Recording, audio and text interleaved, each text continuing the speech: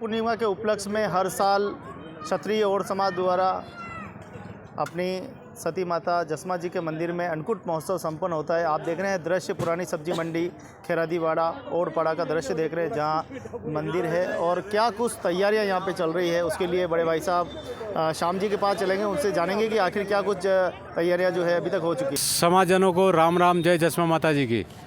मेरा नाम श्यामलाल ओड है, उमराव ब्यावत।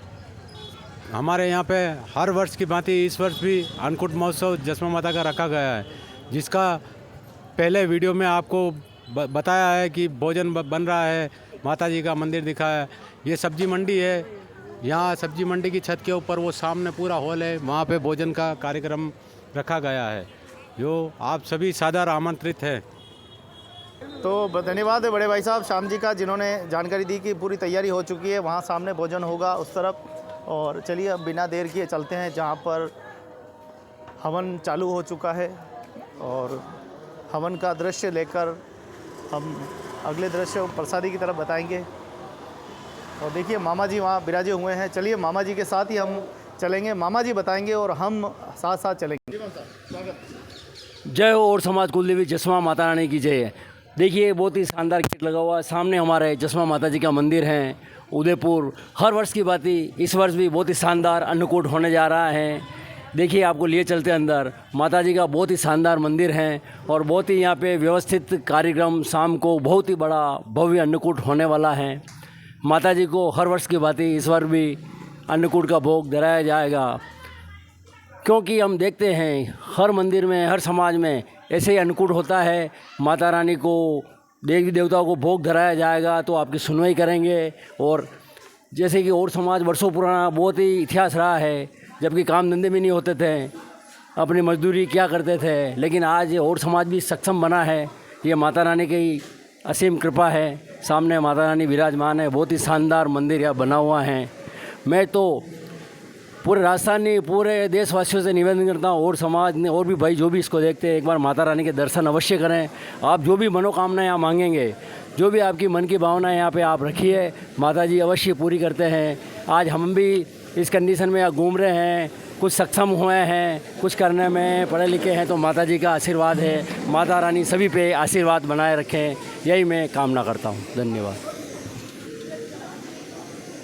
एक ज़मानत है, हम और समाज मजदूरी करते थे, दूर दूर रहते थे, लेकिन आज उदयपुर में बसे हुए हैं, आसपास भी बसे हुए हैं, लेकिन माता रानी जसमा रानी से हम कभी दूर नहीं हुए हैं। जब भी कोई काम होता है माता रानी का, हम यहाँ पूजन कीर्तन भजन कीर्तन में आ जाते हैं। सेवाभावी हैं सभी, यहाँ पे सेवाभावी बन चुके हैं। हमारे तुलसीराम जी कल बहुत ही बड़े गुरु जी का उनको उपाधि मिली हुई है, उनके भाई गोविंद जी, गणेश जी वो भी आए, तो बहुत ही शानदार कार्यक्रम यहाँ किया है।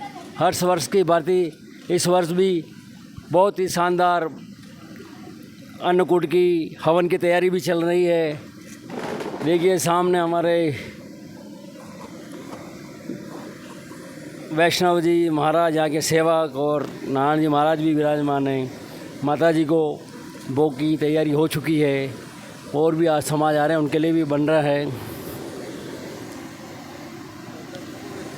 दुनिया में जहाँ और समाज रहता है उनको क्या कहना चाहिए, वो भी मंदिर बनाए जहाँ से सोचे? पूरे देश में, दुनिया में जहाँ तक मंदिर की बात है, जसमा माता का बहुत ही शानदार मंदिर यहाँ है, पाटन गुजरात में है। लेकिन जिस तरह देखते हैं जैनों के अंदर देख लो, हर गली में जैन मंदिर होता है। तो मैं सबसे यही कामना करता हूँ और समाज से, जहाँ भी जाएँ अपने जसमा माता का मंदिर अवश्य बनाएं, उसका पूजन सेवा करते रहेंगे तो उनका आशीर्वाद हमको मिलता रहेगा। वास्तव में मातृशक्ति, मातृरूपेण संस्थिता, माता के आशीर्वाद से सब कुछ दुनिया में सब कर्म सफल होते हैं। वैसे जसमा माता रानी हमारी है, उसके लिए वास्तव में दिमाग से सोचने की आपको ज़रूरत नहीं है, दिल से सोचें। भक्त हैं आप, उनके चरणों में जाएं, उनका आशीर्वाद लें। जब भी भक्ति भजन करने का आपको मौका मिले, उस अवसर को कभी नहीं छोड़ें, तो हमेशा आपको आशीर्वाद मिलता रहेगा। बहुत बहुत धन्यवाद मामा जी, बाबूलाल जी। भारतीय जनता पार्टी ओबीसी मोर्चा अध्यक्ष के पद पर आप आसीन हैं। बड़ा सौभाग्य की बात है कि यहाँ उदयपुर में राजनीतिक, सामाजिक, धार्मिक हर जगत में समाज की बड़ी भागीदारी है। समाज धार्मिक प्रोग्राम में भी सबसे आगे रहता है और राजनीतिक प्रोग्राम में भी अपनी भागीदारी निभा रहा है। वहीं साहित्यिक और सांस्कृतिक कार्यक्रम भी धीरे धीरे करने लगा है।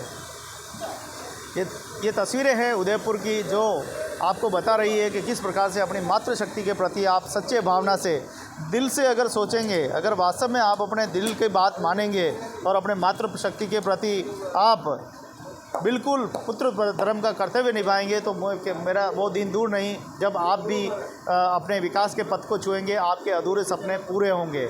लेकिन आप अपनी माताजी को कहीं न कहीं याद नहीं कर रहे हैं, अपनी माताजी को जानते हुए भी आप अनजान बन रहे हैं।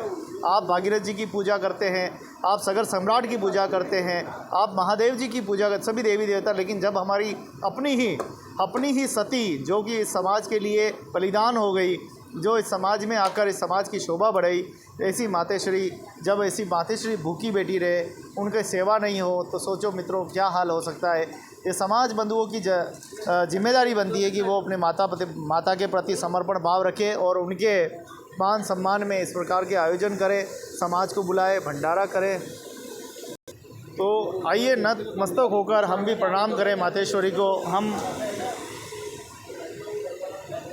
आखिर ये अन्नकूट क्या है, आखिर अन्नकूट का भाव क्या है, आखिर ये अन्नकूट क्या कहना चाहता है, क्या अन्न का उदाहरण देना चाहता है, क्या हमारी एकता का उदाहरण देना चाहता है, क्या कुछ ये अन्नकूट महोत्सव कहता है, और इस अन्नकूट के माध्यम से हम क्या चाहते हैं, उसके लिए हमारे पंडित जी हैं, विशेषज्ञ हैं, उनसे हम ये थोड़ा सा जानेंगे। आखिर ये हवन, अन्नकूट आखिर ये क्या है और ये क्यों ज़रूरी है, और ये सनातनी आखिर इसका पालन क्यों करते आए हैं। जब भी अन्नकूट की बात होती है, हवन की बात होती है, तो गंभीर हो जाते हैं। आखिर व्यक्ति ये सोचता है कि पता नहीं ये तो बहुत बड़ी चुनौती है, पूजा है, लेकिन पंडित जी से हम सरल सहजता से जानेंगे कि वो व्यक्ति कैसे अपनी पूजा को सफल कर सकते हैं। स्वागत। हाँ, ये जो है द्वापर युग के अंदर भगवान श्री कृष्ण का अवतार हुआ। उस समय क्या है कि सभी जो है यदुवंशी जो है वो इंद्र की पूजा करते थे, लेकिन भगवान का अवतार हुआ है वो जो है किसी को पता नहीं है। वो भगवान कृष्ण को बालक समझ रहे थे, तो वहाँ पर सभी ने जो है भगवान ने देखा कि लोग जो है बालक ही समझेंगे, तो यहाँ पर जो है इंद्र को ही साक्षात मानेंगे। तो वहाँ पर भगवान कृष्ण ने कहा कि देखो आप लोगों की गौवें कहाँ चरती हैं, तो उन्होंने कहा गिरिराज पर चरती हैं। तो आपका जो है गौओं का पालन पोषण, आप लोगों का पालन पोषण कहाँ से होता है, बोले गिरिराज से।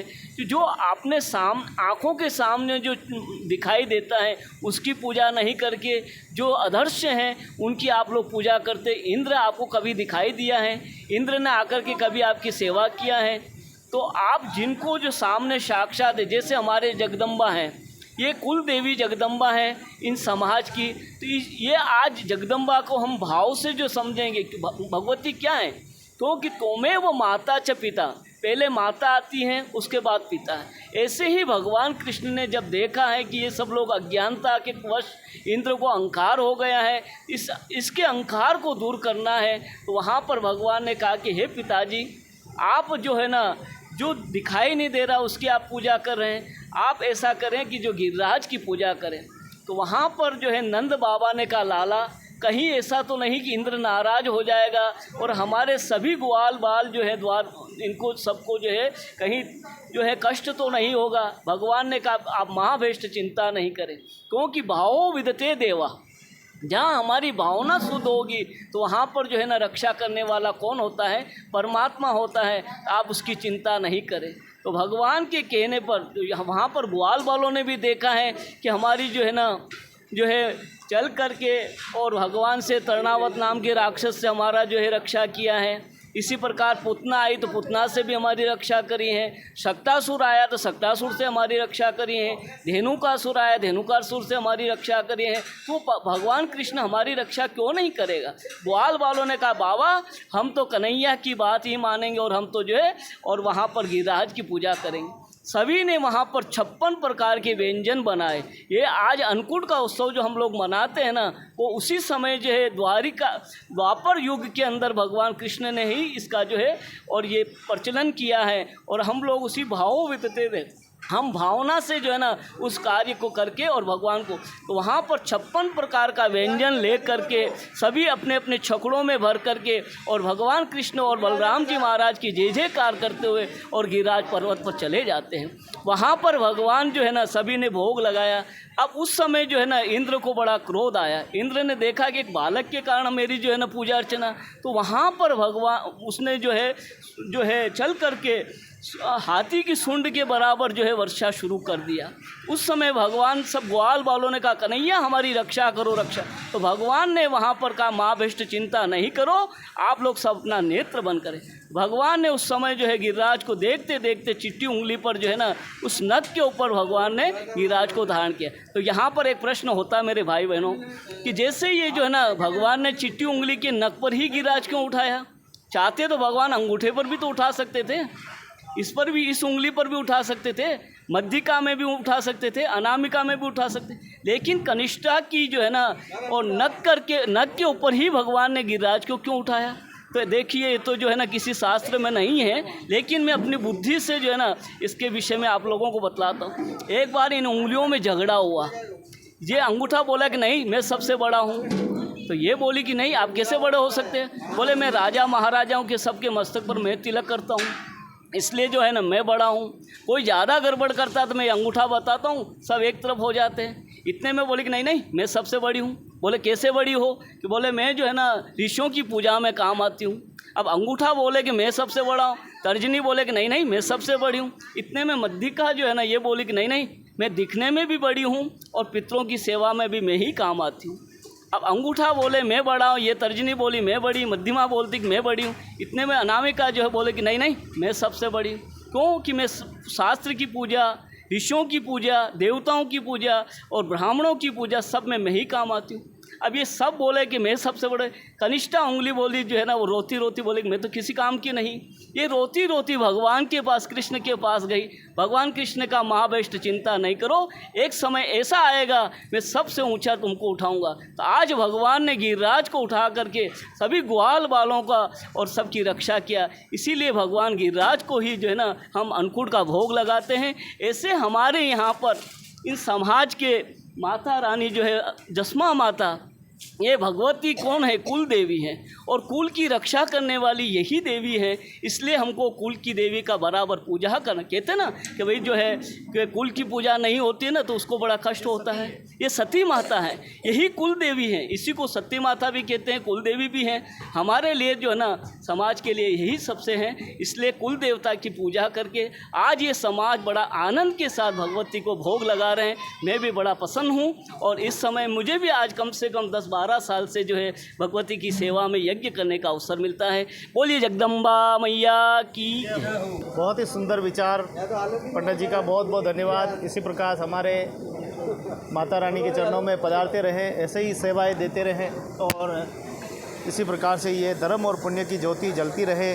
आइए सब मिलकर इसी प्रकार से मैया का अरदास करते रहें, पितरों का अरदास करें, समाज का अरदास करें और ऐसे ही हम विकास के पथ पर और मानवता की मिसाल बनते रहें और एक दूसरे का सीख कर अपने जीवन में परिवर्तन करते रहें। आप सभी को झीलों की नगरी उदयपुर से, माँ जसमा जी के मंदिर से आपको सभी को कोटि कोटि प्रणाम। कार्तिक पूर्णिमा की बधाई, शुभकामनाएं।